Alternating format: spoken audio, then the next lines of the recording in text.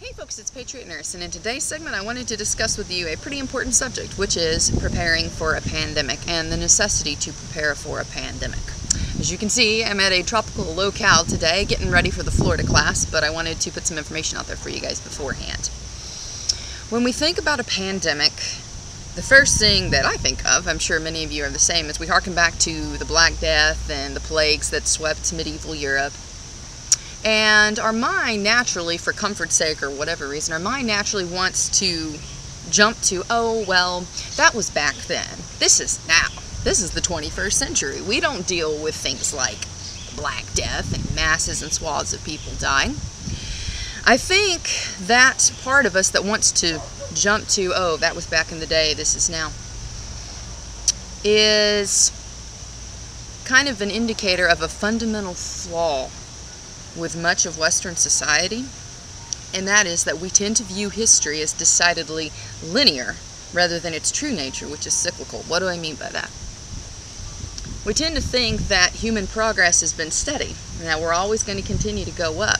The issue is that that isn't so. Facts are stubborn things.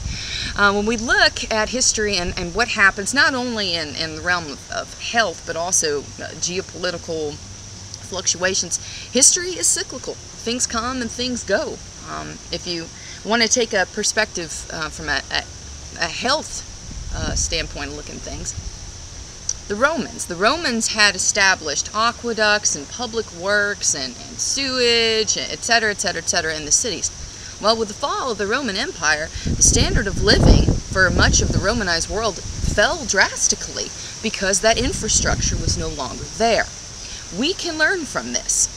There are 5 things that I think they're situations more than anything else. They're situations and facts of life that I think will definitely continue to contribute to a pandemic, and I'll go ahead and enumerate them for you. The first is that we're historically long overdue for a pandemic. The second is the interconnectedness of our systems, much like the Romanized world back in the day before the Roman Empire fell.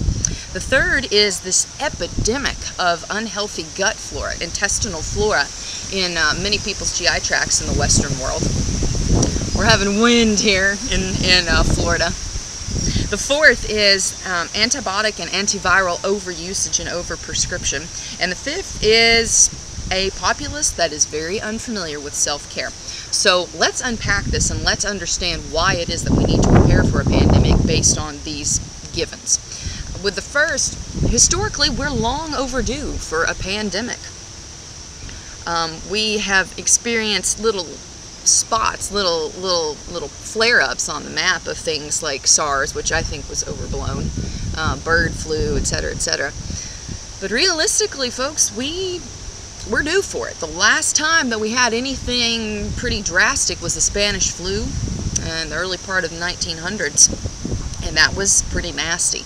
We're long overdue for it. It's, in my opinion, pandemics are kind of like earthquakes. You're waiting for it to go off. It's going to happen just because, especially when you're dealing with viruses, you are dealing with microevolutionary organisms that are going to adapt and change, etc. But our intervention into the matter has certainly contributed to the viruses and the bacteria's ability to mutate.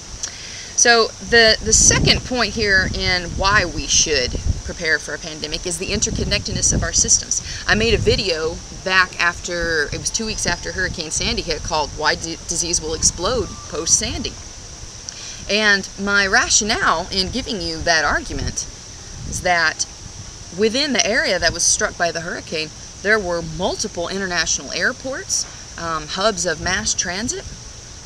Because of the interconnectedness of our systems, human beings are crossing paths at a greater rate than perhaps they ever would have before.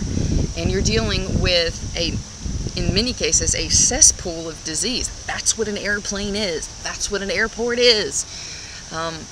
When you have large amounts of human beings together at one time, the things that prey on human beings, like viruses and bacteria, etc., they multiply because they have hosts suddenly. It's like a smorgasbord or a Golden Corral buffet for bacteria and viruses. So the interconnectedness of our systems is a contributing factor to why a pandemic is long overdue and why we should prepare for it. The third is this epidemic of unhealthy gut flora. We, certainly in the United States, have this very nasty habit of going to a doctor expecting to walk out with a prescription, especially during cough, cold, flu season, for an antibiotic. Forget the fact that antibiotics don't work on a flu. We are used to going in, demanding or expecting a prescription to be given to us, and walking out, going to the pharmacy, getting our pills, popping them, etc. Problem is that because we have used antibiotics historically for every little snivel, the bugs that these antibiotics had been treating, they're not susceptible to them anymore. So we have the slippery slope where we have to try and create new medicines to deal with this, and we cannot outrun Mother Nature. It's gonna happen, friends. So the unhealthy gut flora, what do I mean by that? Let me unpack that and explain this a little bit. Because we've used these antibiotics, it hasn't just killed off the bad bugs in your body. This is how things work, folks. When you use an antibiotic, especially if it's not a specifically targeted antibiotic, it kills off all the good flora in your body too. Not all of it, but it kills off a lot of it, which can lead to a bloom of unhealthy bacteria, especially in your gut. When the bacteria in your gut, your intestines, etc., get out of whack, every other system gets out of whack in your body, especially as it relates to your immune system, because so much of our immune system is located in our gut. It isn't just the bone marrow, friends. It isn't just, the skin being our first layer. The gut is very, very important in our immune health. And because we've had so many people who've had so many rounds of antibiotics combined with a very poor diet, high in sugar and refined starches, we've got people walking around with this little mini petting zoo of nasty gut bugs going on. So our body's inability to mount an effective defense, that's going to make us certainly more susceptible to a pandemic. The fourth, the antibiotic and antiviral overusage, I kind of already hit on, but because we have used these drugs so much, we've prescribed them for every little thing, they're not working on stuff anymore.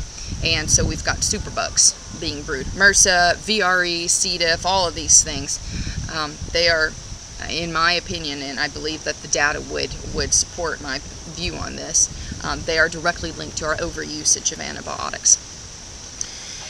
Also, we need to be frank here and state the obvious, the first duty of every intelligent man or woman.